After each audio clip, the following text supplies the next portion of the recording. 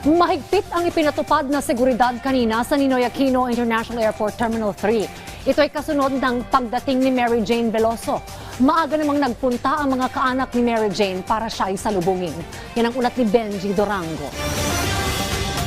Madaling araw pa lang mahigpit na ang seguridad sa arrival area ng NAIA Terminal 3. Maaga rin kasing dumating ang mga kaanak, kaibigan at grupong migrante na sasalubong sana kay Mary Jane Veloso, ang Pinay na nailigtas sa death row sa Indonesia dahil sa umano'y kaso ng illegal na droga. Bitbit ang tarpaulin at mga puting rosas, magkahalong saya at lungkot ang nararamdaman ng mga mahal sa buhay ni Veloso. Lahat sila sabik na makita ang kaanak na pinaniniwalaan nilang walang bahid kasalanan.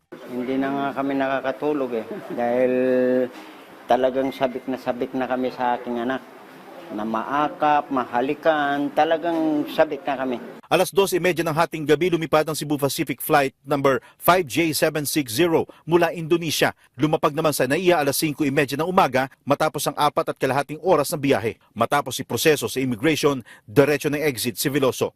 Naka-face mask, jacket na itim at backpack si Veloso nang dumating habang inaalalayan ng mga tauhan ng NBI. Pagkalabas ng VIP lounge, idiniretso siya sa isang itim na SUV na naghihintay na sa labas ng arrival area. Hindi na nabigyan ng pagkakataon ang kanyang mga mahal sa buhay na makalapit sa kanya. Wala naman po kasalanan. Bakit di nila pinakita sa...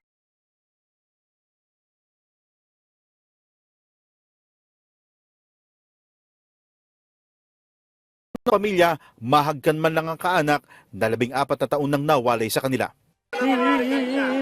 Gusto po namin maakap siya. Hindi na nagtagal pa sa paliparan ng convoy ni Veloso. Kasamang isang doktor, mabilis na inhatid si Veloso sa koreksyonal. Umaasa ang pamilya na ngayong nakauwi na ng bansa si Veloso, mabibigyan na ito ng clemency ng Pangulo bago matapos ang taon. Benji Durango, para sa Pambansang TV sa Bagong Pilipinas.